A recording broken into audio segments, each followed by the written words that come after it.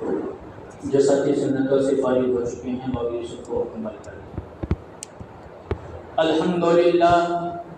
الحمدللہ نحمده ونستعینه ونستغفره ونؤمن به ونتوکل علیہ ونعوذ باللہ من شرور انفسنا ومن سیئات اعمالنا من يهد الله فلا مضل له ومن يضلله فلا هادي له ونشهد أن لا إله إلا الله وحده لا شريك له ونشهد أن سيدنا ومولانا محمدا عبده ورسوله صلى الله عليه وعلى آله وأصحابه وبارك وسلم تسليما كثيرا كثيرا أما بعد فأعوذ بالله من الشيطان الرجيم بسم الله الرحمن الرحيم ولا تقولوا لمن يقتل في سبيل الله أموات بل أحياء ولكن لا تشعرون وقال النبي صلى الله عليه وسلم لا يؤمن أحدكم حتى يكون هواه تبعا لما جئت به أو كما قال عليه الصلاة والسلام صدق الله العظيم وصدق رسوله النبي الكريم رب اشرح لي صدري ويسر لي أمري واحلل عقدة من لساني يفقه قولي۔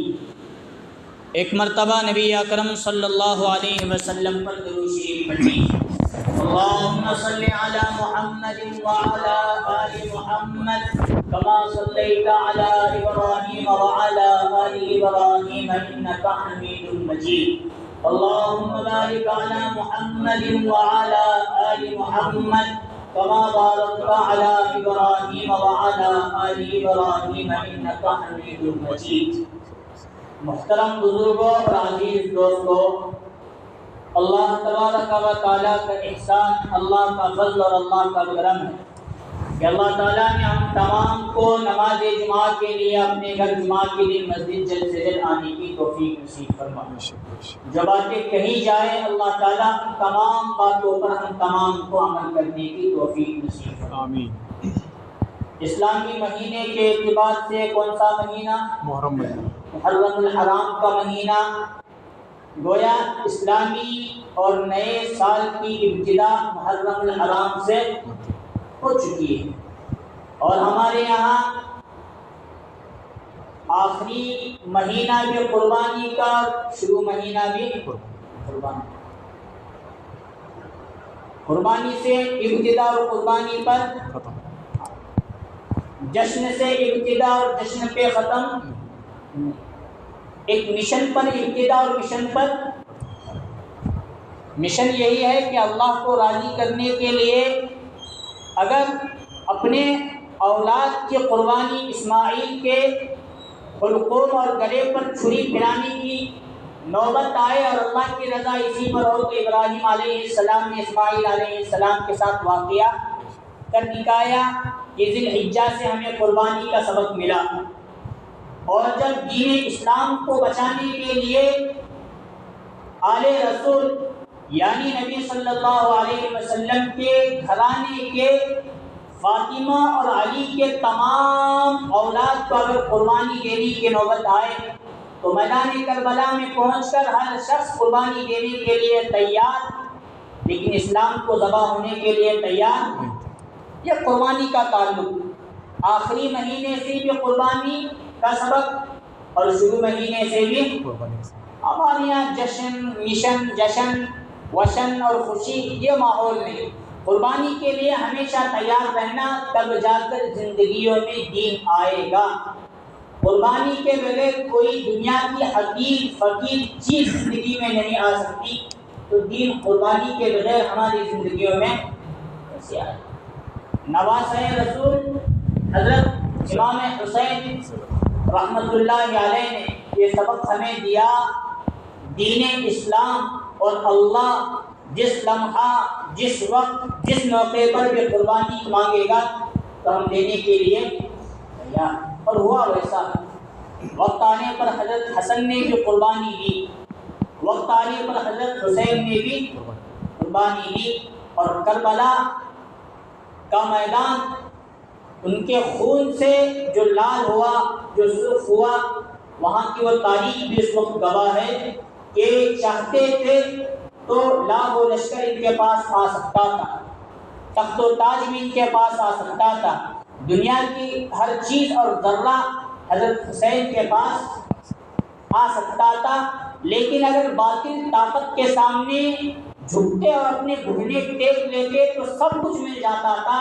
لیکن انہوں نے سمجھا یزید کا لشکر سود کو حلال قرار دے رہا ہے، شراب کو حلال قرار دے رہا ہے، قرآن مجید کی بھی حرمتی ہو رہی ہے، نبی صلی اللہ علیہ وسلم کی سنتوں کی بھی حرمتی ہو رہی ہے، دین اسلام کا جنازہ مٹایا جا رہا ہے۔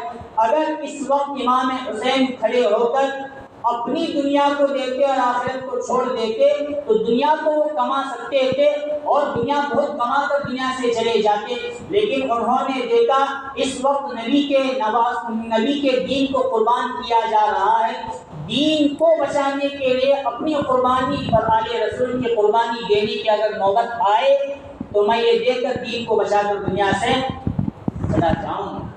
اور کیا بھی انہوں نے کر کے بھی دکھایا۔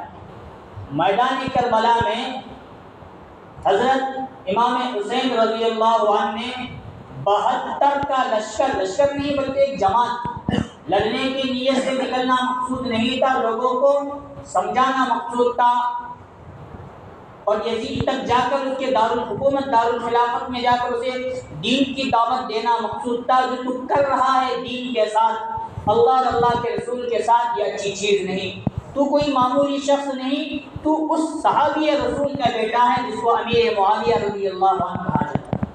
یہ باتیں یہ سمجھانے کے لیے نکلے کہ حضرت حسین امیر معاویہ وہ ہیں جو انہوں نے 65 مربع لاکھ میل پر اسلامی حکومت کے پرچے گاڑے ہیں، اب تو ہی اپنے باپ کے پھیلائے ہوئے دین، نبی کے پھیلائے ہوئے دین کو قربان کر رہا ہے، اس طرح مت کر۔ یہ باتیں سمجھانے کے لیے گئے تھے، بیچ میں کچھ لوگ آ کر انہوں نے حضرت حسین کے ساتھ مقابلہ کیا، بالمقابل حضرت حسین کو تلوار نکال کر لڑنا پڑا اور خاندان کی قربانی باتیں بہت ہوں گی ادھر ادھر، گزشتہ جمعہ اور اس سے پہلے والے جمعہ میں واقعات گزر چکے ہیں۔ محرم الحرام کی کیا تاریخ ہے؟ 17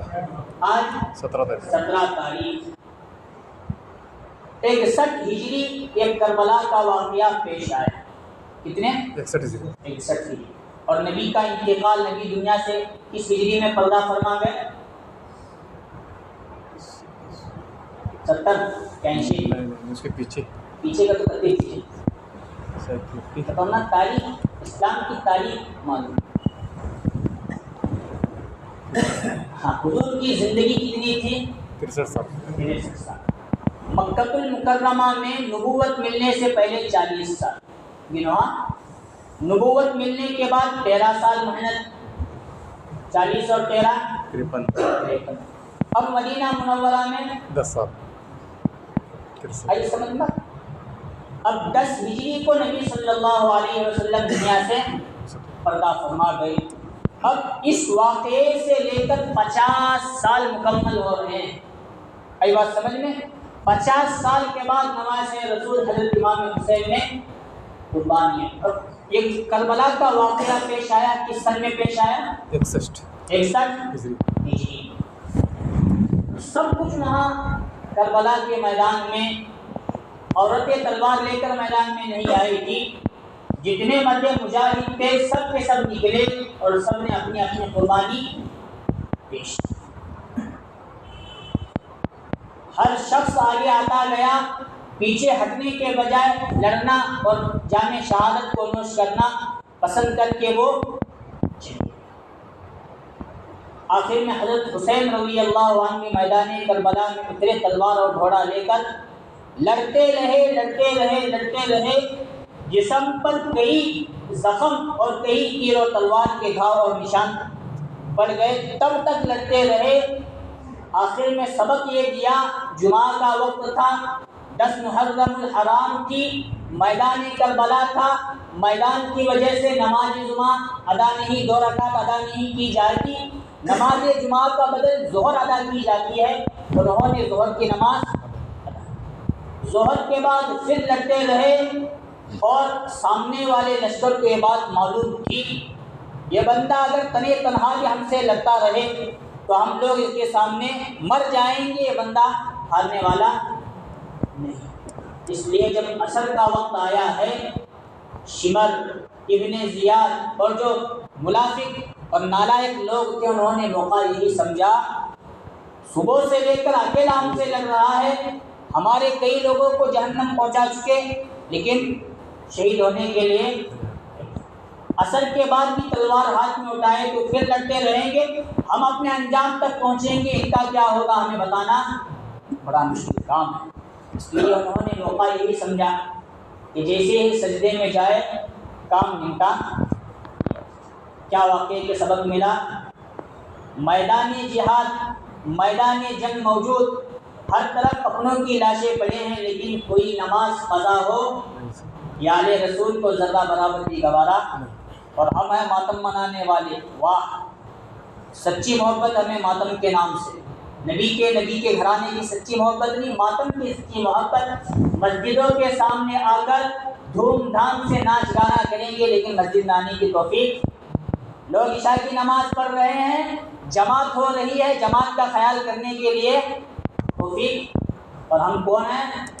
ہم آل محبت، ہم آل رسول کی محبت والے ہیں، یہ ہے ہماری سچی باتیں ادھر ادھر بہت آ رہی ہیں۔ اس میدان کربلا میں سب کے سب شہید ہو گئے سوائے عورتوں کے، اور عورتوں کے خیمے میں ایک بچہ علی ابن حسین رضی اللہ رحمۃ اللہ علیہ وہاں موجود تھے۔ بیماری اتنی تھی ان کو کہ میدان میں نکل نہ سکتے نہیں، ہاتھ میں تلوار اٹھا سکتے نہیں، اس لیے ان کو عورتوں کے خیمے میں رکھا گیا تھا۔ اگر وہ بھی چاہتے، اگر افاقہ ہوتا، بیماری سے تندرست ہوتے تو وہ بھی، لیکن پورا میدان کارساز گرم ہوا، ٹھنڈا ہوا، لاشیں گری، یہ ہوا وہ ہوا، سب ہوا، وہ بیمار تھے اس لیے میدان میں نہیں۔ کیا نام؟ حضرت علی بن حسین، حضرت حسین کے بیٹے علی، حضرت حسین کے بیٹے علی، حسین کے باپ کا نام بھی علی، بیٹے کا نام بھی علی۔ یہ ہوتا ہے اپنے مرحومین کے نام پر نام کا رکھنے کا، بلکہ ان کے زندہ ہوئے تو بھی، ہمارے یہاں تم بھی زندہ ہوتے ہوئے نام رکھیے تو کیا رہے بابا میں مری کیا، میں مرا ہے کیا، ابھی میرا نام رکھ گیا ان کا پھوٹا۔ تو یہ اصول کے خلاف بات ہے۔ اپنے باپ دادا زندہ بھی ہیں، موت بھی ہو چکے، ان کا نام رکھنے میں کوئی حرج نہیں۔ حسین نے اپنے باپ کے نام پر اپنے بیٹے کا نام علی رکھا، وہ میدان کربلا میں نہیں ہوتے، وہ اکیلے واقع۔ اب جو بیچ میں عورتوں کو حضرت حسین کا سر نیزے پر چڑھایا گیا، حضرت سکینہ کے سر پر جو اوڑھنی اور دوپٹہ اور لباس تھا وہ حضرت فاطمہ رضی اللہ عنہ کے جسم کا لباس تھا۔ وہ دوپٹے، کپڑے اور اوڑھنیوں کو وہ تلواروں پر، نیزوں پر اٹھائے گئے، اور وہاں ہلڑ بازی اب شروع ہو گئی۔ ہم نے حسین کو شکست دے دیا، ہم نے موت دی، گویا یہ چڑھانا مقصود تھا نبی صلی اللہ علیہ وسلم کے گھرانے کو، اور حضرت حسین کا سر مبارک نیزے پر تھا، وہ اوپر نچایا جا رہا تھا، اور بیچ میں عورتیں اپنا چہرہ اور اپنا رخ شرم کی وجہ سے زمین پر کی ہوئی تھی، آنکھ اٹھا کر بھی دیکھنے کے لیے تیار۔ اسی عورتوں کے بیچ میں آگے پیچھے حضرت علی بن حسین رضی اللہ عنہ بھی موجود تھے۔ آگے چل کر ان کا نام ہوا امام زین العابدین۔ کیا نام؟ امام زین العابدین رحمۃ اللہ علیہ۔ وہاں وہ بڑے افسوس کی حالت میں تھے، آنکھوں سے آنسو بھی ٹپک رہے تھے، لیکن کرتے تو کیا کرتے؟ مقابلہ کرنے اتروں گا، نبی کا پورا گھرانہ واپس شہید ہو جائے گا۔ بیماری کی حالت میں رہے اور یزید کے تخت تک پہنچائے گئے۔ وہاں جا کر انہوں نے اس بات کو سمجھائی کہ تخت کا مسئلہ اگر تو سمجھتا ہے تو میں تخت کے لیے تیرے پاس ابھی واپس نہیں، ہمیں عافیت کے ساتھ مدینہ منورہ روانہ کر دے، ہم سے محبت کا برتاؤ کر، ورنہ کی دنیا بھی خراب اور آخرت بھی باتیں اور بھی بہت ساری انہوں نے. آج 17 محرم سن 95 ہجری میں حضرت امام زین العابدین 18 محرم الحرام 95 ہجری میں حضرت امام زین العابدین رحمۃ اللہ علیہ کی وفات اور شہادت ہوئی. مطلب آج 17 ہے تو کل محرم الحرام کا قصہ اور واقعہ انشاءاللہ ان کے نام پر ختم کرنے کی میں کوشش کر رہا ہوں. میدان کربلا میں وہ بچہ امام زین العابدین باقی رہے. اب پوری زندگی لوگ ان کے پاس آتے تھے کہ خلافت کے سب سے زیادہ حقدار آپ ہیں, ہم آپ کے ہاتھ پر بیعت کریں گے, آپ خلیفہ ہو جائیے. سختی کے ساتھ منع کرتے تھے. انہی لوگوں نے میرے باپ کو بھی اکسایا خلافت کے معاملے میں اور میرے دادا علی کو بھی, اور دونوں کو شہید کرا دیا, لیکن تم ان کی مدد کے لیے نہیں پہنچے. میں چاہتا ہوں میرے ذریعے اللہ نبی صلی اللہ علیہ وسلم کی نسل کو قیامت تک چلائے. میں چاہوں تو تلوار اٹھا سکتا ہوں, شاید ہو سکتا ہے میرے مقدر میں بھی جامع شہادت ہو, میں سکون کی زندگی بھی گزار سکتا ہوں اور جامع شہادت نوش کر کے آل رسول کا خاتمہ بھی, لیکن میں چاہتا ہوں قیامت تک نبی صلی اللہ علیہ وسلم کا میرے ذریعے گھرانہ باقی رہے. اس لیے میں تلوار اٹھانا کھلا. ڈر نہیں تھا, یہ خاندان ڈرنے والوں کا نام نہیں. ذرہ برابر حکمت عملیہ اور مصلحت انہوں نے سوچی اور یزید کو جا کر سمجھایا بھی, اور وہاں سے مدینہ منورہ واپس آئے اور اپنی زندگی دنیا وما فیہا سے دور رہ کر گزارنے لگے. کہتے ہیں امام زین العابدین رحمۃ اللہ علیہ اپنی پوری زندگی روتے تھے. ان کے چہرے پر کبھی ہنسی اور مسکان نہیں آئی. لوگوں نے حضرت سے پوچھا, حضرت پوری زندگی دن بھی روتے ہیں رات بھی روتے ہیں, اتنا رونے کی کیا وجہ ہے؟ سنیے حضرت امام زین العابدین رحمۃ اللہ علیہ نے کیا فرمایا. حضرت امام زین العابدین رحمۃ اللہ علیہ نے فرمایا, میں کیوں نہ روں. یعقوب علیہ السلام کا ایک بیٹا یوسف علیہ السلام 40 سال تک دور ہوئے, تو 40 سال تک یعقوب علیہ السلام بیٹے کے غم میں روتے اتنا روئے کہ ان کو نابینا ہو گئے, ان کی بینائی ختم ہو گئی. حالانکہ 40 سال کے بعد ان کا بیٹا یوسف علیہ السلام کو ملے تھے, لیکن میں تو وہ ہوں, میرے سامنے میرے گھر کے ہر فرد کو ذبح کیا گیا, قتل کیا گیا, شہید کیا گیا. اس کا غم میرے دل و دماغ سے آج تک نکلنے کے لیے, اس غم میں وہ روتے تھے. حالانکہ ماتم یہ نہیں, غم میں رونا الگ چیز ہے, شور مچانا اور ماتم کرنا الگ چیز. کہتے ہیں ان کے بارے میں کبھی انہوں نے ٹھنڈا پانی نہیں پیا. جو مشکیزے کا فریج کا جو پانی ہوتا ہے وہ پانی نہیں پیا. لوگوں نے پوچھا, حضرت یہ پانی پئیں گے تو گلے کو سکون ملے گا, دل میں ٹھنڈک ملے گی, اسی بھی پئیں. وہ کہتے تھے حضرت حسین رضی اللہ عنہ سخت دھوپ اور سخت گرمی میں میدان کربلا میں تنے تنہا لڑ کر پیاس کی حالت میں میرے بھائی بھی شہید ہوئے اور میرا باپ بھی شہید ہوا ہے, ان کو پانی سکون والا نہیں ملا, تو میں وہ ٹھنڈا پانی پی کر اپنے دل کو اور اپنے حلق کو کیسے سکون پہنچا سکتا ہوں. اتنا انہوں نے قربانیاں دی ہیں. اور ان کی سخاوت کا عالم یہ تھا, جب بھی ان کے پاس پیسہ آتا بس اللہ کے راہ میں خرچ کر دیتے, اور ایسا خرچ کرتے تھے کہ اپنی ذات کے علاوہ مدینہ منورہ میں کسی شخص کو بھی یہ معلوم نہیں تھا کہ ہماری مدد کرنے والے امام زین العابدین رضی اللہ عنہ رحمۃ اللہ علیہ, جب ان کا جنازہ اٹھایا گیا تو جب جنازہ دھلانے والے نے جنازہ دھلایا تو ان کی پیٹھ پر کالے نشان, کالے دھبے پڑ گئے.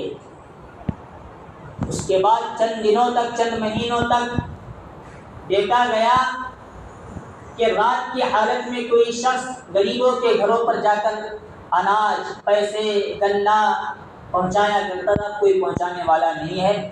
مطلب یہ ہے کہ اپنے کندھوں پر اٹھا کر, اپنی پشت پر لاد کر حضرت امام زین العابدین رحمۃ اللہ علیہ مدینہ منورہ کے فقراء, مساکین, غریبوں کی مدد کیا. اور حضرت کی حالت یہ تھی کہ ہمیشہ اللہ کی عبادت میں منہمک رہا کرتے تھے. اتنی عبادت کرتے تھے کہ ان کا لقب ہی پڑ گیا تھا سجاد. کیا سجاد کے معنی ہوتے ہیں بہت سجدہ کرنے والا، بہت نمازیں پڑھنے والا، بہت عبادت کرنے. یہ حضرت امام زین العابدین رحمۃ اللہ علیہ. لیکن کیا میں بتاؤں،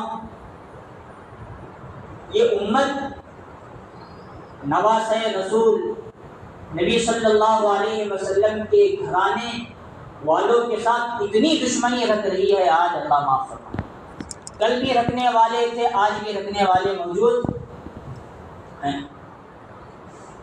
اب جو ان کو بھی موت آئی ہے، یہ فطری موت، اللہ کی طرف سے موت. بات میں جلدی مختصر کرنے کی کوشش کرتا ہوں. جو حضرت امام زین العابدین رحمۃ اللہ علیہ انتقال کر گئے دنیا سے، اللہ کی طرف سے موت ان کو چھپ چھپا کر ان کو بھی اس امت کے افراد نے زہر دے کر کیا کہیں.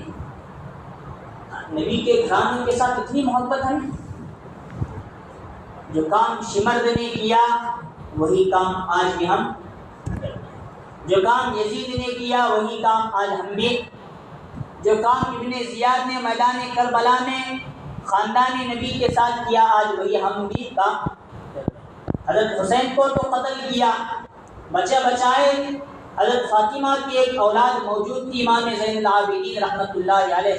بعد میں ان کے اولاد، ان کے بیٹوں بیٹیاں ہوئی، آگے نسل شروع ہے، وہ کوئی مسئلہ نہیں. لیکن ایک چشم و چراغ موجود تھا، ان کے ساتھ عقیدت کے ساتھ پیش آتے، محبت کے ساتھ پیش آتے. لیکن حالت یہ تھی، جس جگہ امام زین العابدین رضی اللہ عنہ رحمۃ اللہ علیہ بیٹھا کرتے تھے، ان کے ماننے والوں کا ایک جمع غفیر اور مجمع ان کے ساتھ ہمیشہ رہا. وقت کے بادشاہ کو اور بڑے بڑے جو حاکم، چودھری، مالدار لوگ ہیں، ان کو یہ خطرہ ہونے لگا اگر اسی طرح امام زین العابدین کے ساتھ لوگ بڑھتے گئے ہماری حاکمیت خطرے میں آ سکتی ہے، بادشاہ وقت کی بادشاہت اور حکومت کے خطرے میں آ سکتی ہے. حکومت کے لالچ میں، پیسوں کی لالچ میں لوگوں نے رائے مشورہ کر کے حضرت امام زین العابدین رحمۃ اللہ علیہ کو ایسا زہر دیا جیسا ہی انہوں نے وہ زہر دیا ہے، تڑپ تڑپ کے حضرت دنیا سے چلے گئے. بتانے کے لیے بہت باتیں. ہمیں سبق کربلا کے میدان سے حضرت امام زین العابدین رحمۃ اللہ علیہ کی زندگی سے سبق یہ ملتا ہے، نبی کے گھرانوں کے ساتھ سچی محبت ہمارے لیے بہت ضروری ہے. اور سچی محبت اس چیز کا نام نہیں کیا کر وہ ہلدی کیا کہتے ہیں، ابھی اڑائے، مسجد کو بھی رنگ کر کے چلے گئے، آج ان کے نام پر ناچ گانا کیے، ان کے نام پر ماتم منائے.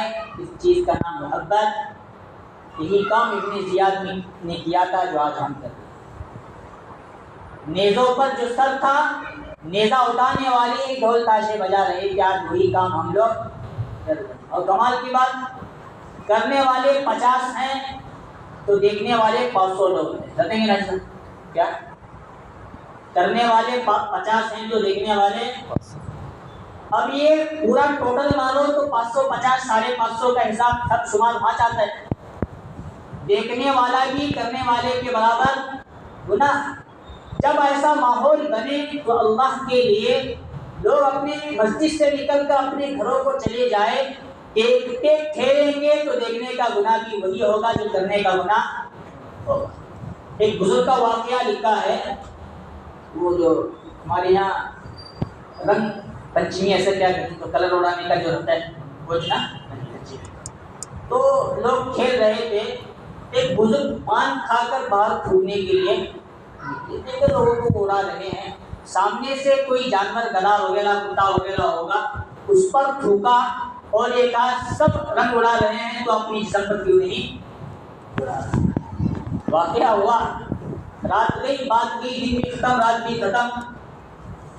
جب موت آئی تو ان کی پکڑ ہوئی، تم نے غیروں کی مشابہت کیوں نہیں کیا.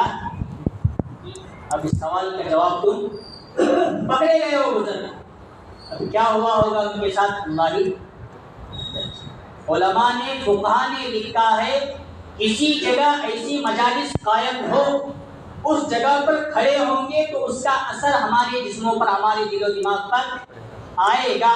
اب ہم جو دیکھ رہے ہیں نفرت کی نگاہ سے نہیں دیکھنے والے، شروع میں نفرت تھی لیکن وہ نفرت محبت سے بدل جائے گی تو محبت کی وجہ سے نہ کرنے کے بعد ہمارا شمار کرنے والوں میں۔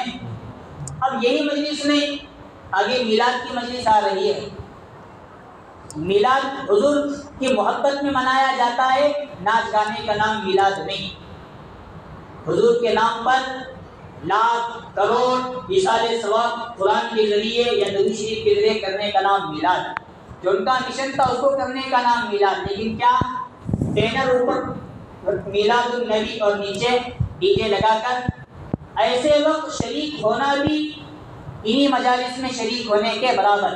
اسی طرح شادیوں میں ناچ گانے ہوتے ہیں، نہیں سننا چاہتے لیکن اس مجلس میں جا کر بیٹھیں گے تو بھی کرنے والے کے برابر سب گناہ ملے گا۔ اس لیے علماء نے لکھا ہے نہ کرنے کے بعد بھی اگر کرنے کا ثواب حاصل کرنا ہے، مطلب گناہ حاصل کرنا ہے، تو ایسے مجلسوں کو دیکھتے۔ اسی لیے میں نے کہا کرنے والے اگر 50 ہیں تو 500 دیکھنے والے رہتے ہیں، تو اللہ کے لیے یہ نہ کام کرے۔